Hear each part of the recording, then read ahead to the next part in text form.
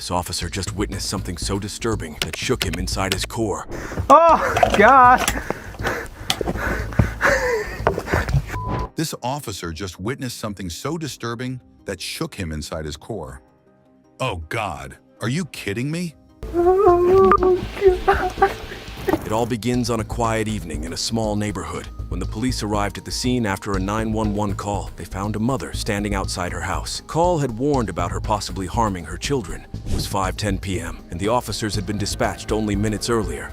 One officer approached the woman calmly and asked if she was carrying any weapons. Blue lights cutting through suburban darkness signal another dispatch call, another address, another family in crisis. For patrol officers, these welfare checks blur together over years of service.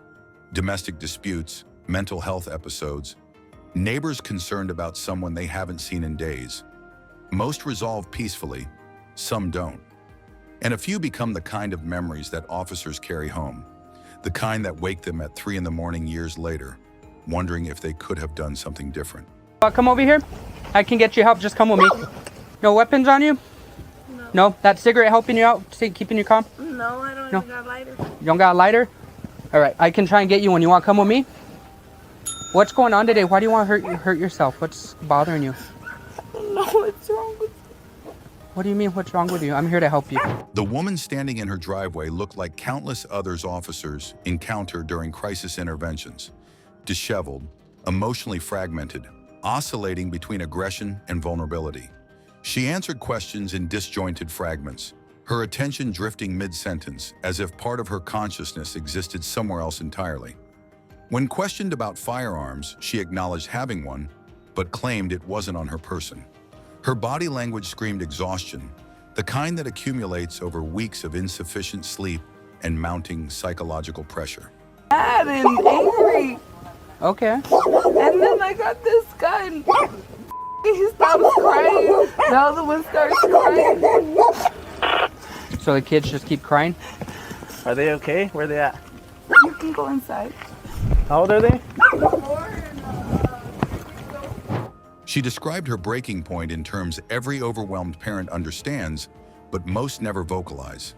The unending soundtrack of infant distress. The impossible task of soothing one child while another begins crying. The mounting sense that escape is impossible and relief will never come. For most caregivers, these feelings pass. Support systems activate, partners share burdens. But when isolation meets mental instability, when help doesn't arrive and pressure keeps building, some people fracture in ways that endanger everyone around them. At the house, inside they found two small children. The older one looked about 4 years old and had a confused expression, held a balloon in his hand. The officer smiled and asked him his name. The child mumbled something and stayed quiet. The younger child, a baby, lay quietly in a small crib. The officer spoke kindly and gently lifted the baby, checking for any injuries. Thankfully, both children were unharmed at that moment. Officers entered the residence with practiced caution, uncertain what they'd find but prepared for worst-case scenarios. The interior revealed nothing immediately alarming. Toys scattered across floors. Typical signs of family life with young children. A preschooler clutching a balloon watched them with wide, uncertain eyes, trying to process why strangers wearing badges had entered his home. In another room, a baby rested in a crib, oblivious to the tension saturating the house. Everything appeared superficially normal, yet experienced officers know that appearances deceive, that the worst tragedies often unfold in homes that look unremarkable from outside. The officers decided to keep the children safe while figuring out the next steps. Their main goal at that point was to keep the family calm and get help for the mother before things got worse. How are you, buddy? You got a balloon? What's your name? What's that? What's up, little guy?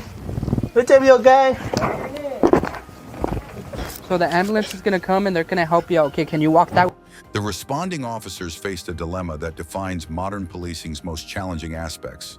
Someone clearly in psychological crisis, children potentially at risk, but no immediate evidence of harm requiring arrest.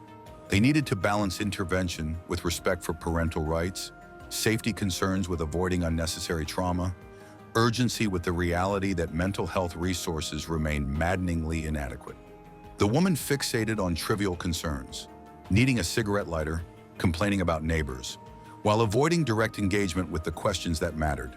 Her affect seemed disconnected, as if she'd compartmentalized her crisis to remain functional enough to interact with authority figures.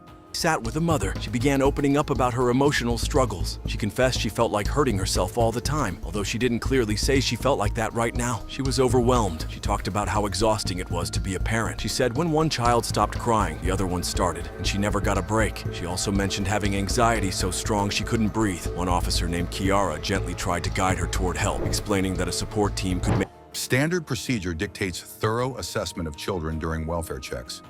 Officers examined both kids for visible injuries, asked age-appropriate questions to gauge their immediate state, tried to determine whether the home environment posed active danger. The toddler responded minimally, displaying wariness common in children exposed to adult conflict they can't comprehend. The infant showed no signs of physical harm during that initial encounter. Both children appeared adequately fed, clothed appropriately for the season, living in conditions that met basic standards, even if the emotional atmosphere felt unstable. Officers documented everything, knowing that what they observed and reported could determine whether these children remained in parental custody or entered protective services. She's telling me right now she has anxiety. She called us because she doesn't want to hurt the kids. She hasn't hurt them. I asked her if she feels like hurting herself. She says all the time. I don't know if she feels like that right now. She didn't answer that question directly. She's just going through a lot of stress, telling me she can't catch a break. When one kid stops crying, the next kid starts crying. Yeah. So she just wants some help. The mother's disclosures revealed the isolation that often precedes tragedy. Her support network existed only theoretically, family members living states away, a husband whose involvement she described with frustration, no close friends nearby to share caregiving burdens. She existed in a bubble of sole responsibility, managing two demanding children without backup, without breaks, without the community structures that make parenting survivable.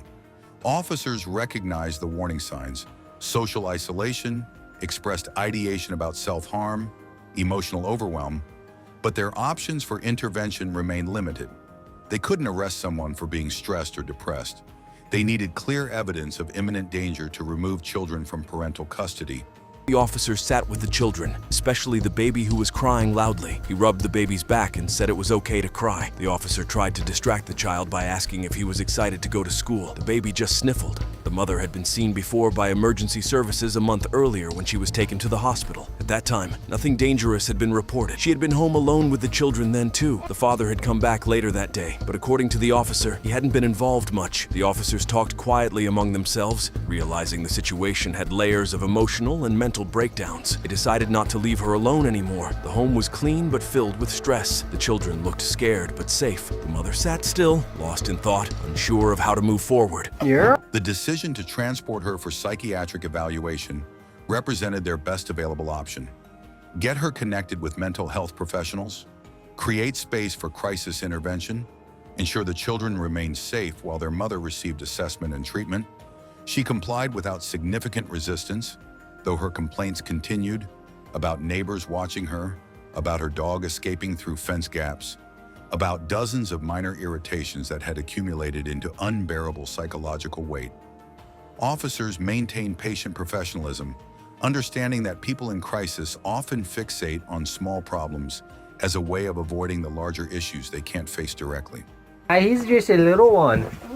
The officers decided the safest step was to take the mother to the hospital. She didn't resist much, but she was clearly irritated. She kept asking for a lighter and complained that her neighbors were nosy and pointing at her from across their yard. She also said they fed her chihuahua, which made her upset. Her dog kept slipping through the fence, and that seemed to be another small stress that added to her breakdown. One officer gently told her that they needed to check on her children and make sure everything was okay. She finally agreed to go with them. They gave her a choice to ride in the ambulance or the police car. She didn't care either way. The officer helped her. The older child watched adults managing his mother's crisis with that particular stoicism children develop when their home environment requires constant emotional vigilance.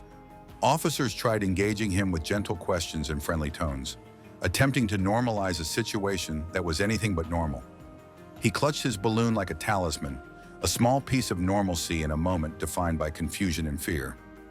When told to be a big brother and watch over the baby, he nodded with a seriousness no 4-year-old should need to possess. Children in chaotic homes learn early to become small adults, to suppress their own needs, to navigate unpredictability through hypervigilance and premature maturity. I called you guys. I get that, and that's why we're here trying to help you. Well, why nobody help me get a lighter? And now my neighbors are being nosy. What? They're in their yard, just leave them. They're pointing their big old fat fingers over here. Let them, why did this bug you? They want to do that, just let them They do do it. it every day, and then they feed my chihuahua. And give her Why is water, your and then chihuahua she over there? barfs and pukes inside. Why is your chihuahua even over there? Because she goes under the fence. Oh. Getting her into the ambulance required navigating her continued resistance and complaints. She fixated on wanting a cigarette, on being watched by neighbors whose attention she interpreted as judgment rather than concern. Officers balanced firmness with empathy, recognizing that she'd reached out for help herself by calling 911 even as she now resisted the consequences of that call. They documented everything meticulously, knowing that their reports would inform decisions about her treatment and about whether her children could safely remain in her care once she was discharged. Claire. Oh. Oh, God. Are you kidding me?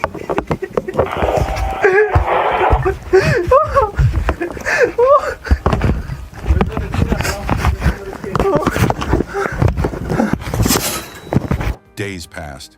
The hospital released her with whatever treatment protocols they'd implemented, medication adjustments, crisis counseling, referrals to outpatient services. For a brief period, it seemed that intervention had worked, that connections to mental health resources had prevented catastrophe. Officers moved on to other calls, other crises, other families needing help. The file got closed, the children remained at home. Life continued with whatever fragile stability the family could maintain. Hey, I found him. He's here. He's here. Hey, buddy. Hey, man. He's okay. Yeah. Hey, buddy. The baby's injuries were visible. Then dispatch received another call from the same address. The voice on the line delivered words that make responding officers' blood run cold. He's dead. My baby is dead. Units raced to the location, hoping against logic that it was a mistake, a misunderstanding, anything except what those words suggested. They arrived to find the mother standing outside again, but this time her affect had transformed from stressed to shattered. Inside the residence, they found the infant, lifeless, cold, beyond any intervention emergency responders could provide. I'm in trouble. I don't know right now. Just gonna place you in the handcuffs real quick. It looks like he scratched his face. He's all bruised looking.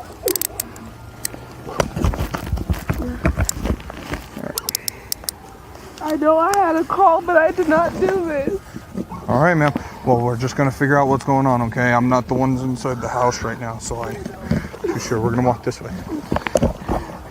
The officer who'd been there days earlier, who'd held that baby and changed his diaper, who'd walked out thinking they'd successfully prevented tragedy, he stood frozen, processing the failure of every system designed to protect vulnerable children. Visible injuries on the infant's tiny body told a story of violence, of harm that couldn't be explained away as accident or sudden medical event. The mother's claims that she didn't know what happened, that she'd simply found him like that, couldn't reconcile with the physical evidence. Officers documented the scene with mechanical precision, their training overriding the emotional devastation of recognizing they'd been here before, had tried to help, and it hadn't been enough. Why? Oh, God.